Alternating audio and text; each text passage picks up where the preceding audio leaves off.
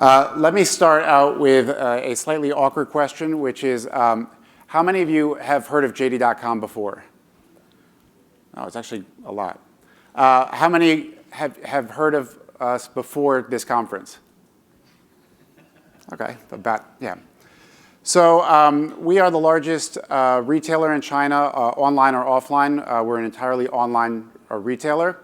So the market in China is obviously quite different from what it would be in the US. So I think to understand how we built our business and why logistics are so important to us, I think it's important to begin with what the Chinese market looks like and what the history of the Chinese market is. So if you look at China, the land mass is just about the same as the US, but the population is about 3 or 4 times as high.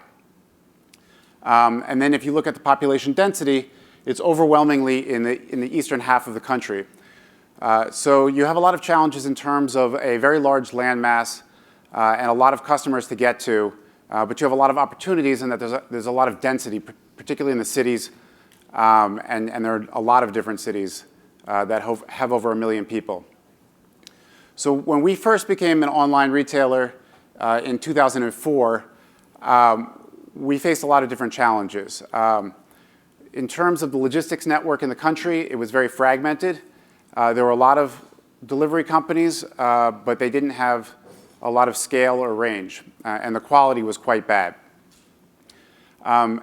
When you look at them, we didn't have a UPS, we didn't have a FedEx, and the companies that did exist, they didn't control the last mile. So they usually had a franchise model, so the people that were delivering it inside the city and to the customer were not the people that were actually working directly for the company.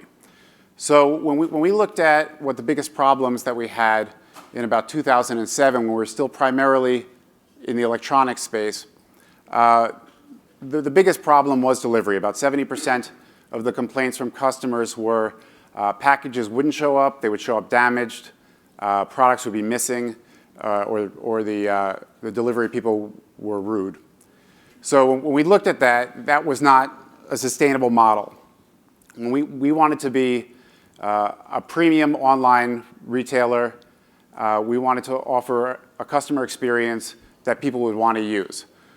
So what we decided to do was, our founder had the vision to build out an entire logistics network on a national scale.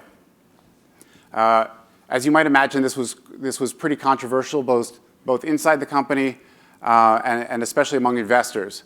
We were a company that did not have a huge revenue base, but investing in a national scale logistics network was going to cost billions of dollars. So we took a lot of criticism internally and externally, and a lot of our competitors thought that we were making a big mistake. What's actually happened is that 10 years on, we think that was definitely the right decision to make, although it did cause financial pain for some years. What we're able to do now is we can do national delivery across the country. We can cover 98% of the population. So that actual last mile piece of the business, we're doing ourselves in 98% of the country. We think that provides a customer experience that we wouldn't have been able to do otherwise. Just going through a quick timeline here, a couple of other points to mention are our largest investor now is a company called Tencent, which is China's largest internet company by market cap. We do a lot of work with them in terms of social media. And then Walmart invested in us last year. They're our 3rd biggest investor. And they have about a 10% stake. We do a lot of cooperation with them, particularly in the omni-channel sphere. So in terms of the scope of our logistics network, more than half of our company is made up of logistics personnel. Our delivery people are about 65,000, and then we have a little bit less than 20,000 people in our warehouses, and that's out of about 122,000 total employees. So It's a big operation, and it's a lot to manage and control. But what we're able to do is we're able to do a lot of things that if we didn't control our entire fulfillment network, we wouldn't be able to do. So we began doing standard same and next day delivery about 7 or 8 years ago, and we now do that in basically all the major cities in China. So if you order your packages in the morning, by 11 o'clock, you're getting it the same day. If you order by 11 at night, you're getting it the next day. And that covers an area with a population of 600 million. So that's more than the population of all of North America. What that means for the customer is that you shop in a different way. When you're planning ahead, you don't have to plan as far out. It changes the way that a consumer interacts with an online retail experience. The biggest advantage that brick and mortar tends to have is that the immediacy of it, and also that you're able to touch the products and be in the store. By being able to do same-day delivery and often 6-hour delivery on this kind of scale, that eliminates that need to go out to the store. I'm not sure how many of you have gone shopping in China, but it's not a particularly pleasant experience. The cities are not particularly people-friendly. It's hard to walk around. When you get to the stores, it's not a good user experience. And that comes out of the history of China. In terms of private enterprise and a modern retail experience, that's only in the last 20 or 30 years. So when you're going to these retail stores, it has very much a sort of like a government entity kind of feel. So the people in the store aren't focused on your experience. They're not particularly invested in you. And that was one of the reasons why e-commerce has taken off so quickly in China. When you look at a country like the US, people were pretty happy with shopping in stores for the most part. They had stores that they have retail experiences that they've had for 50 years or 70 years or even longer than that. People like going to Trader Joe's. They like to go to these kinds of stores.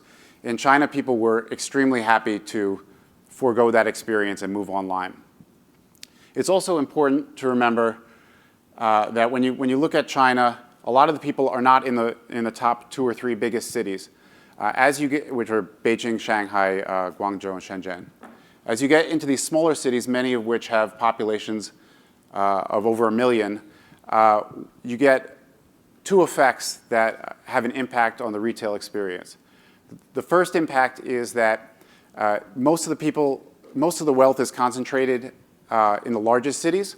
So you have people that have less spending power in the smaller cities, but then you also get more expensive products in the stores because you're getting smaller stores and there aren't good distribution networks. So the people who have less money are also forced to spend more, and they have less selection. So it really opened up an opportunity for e-commerce.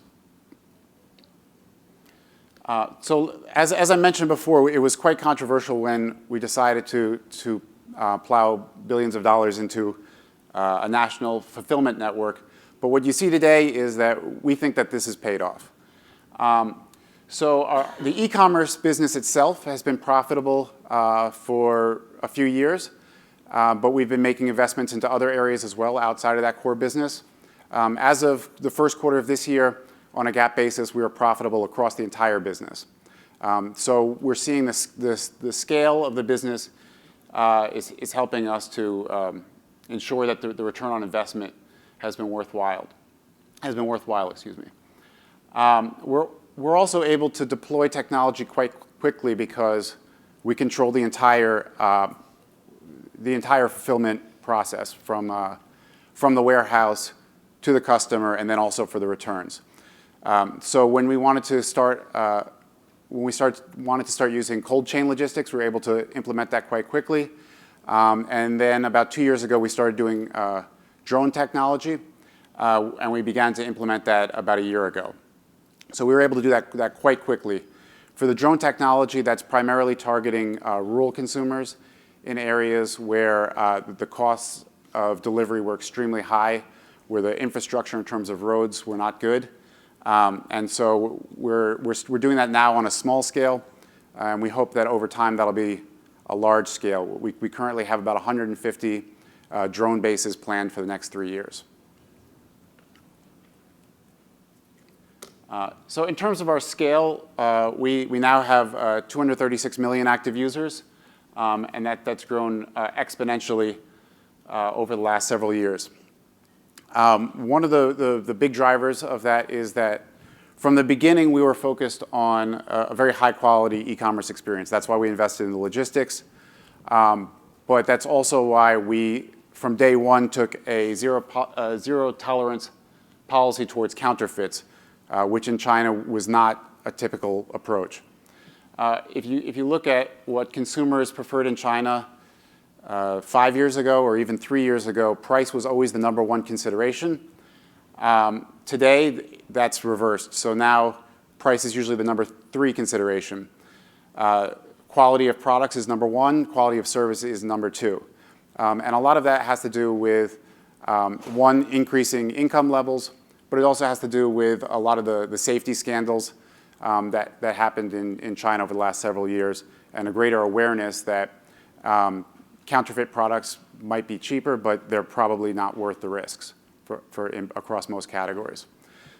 So what we feel is that the market has come to us, that we always had a vision of focusing on high quality, and now that's increasingly the consumer vision as well.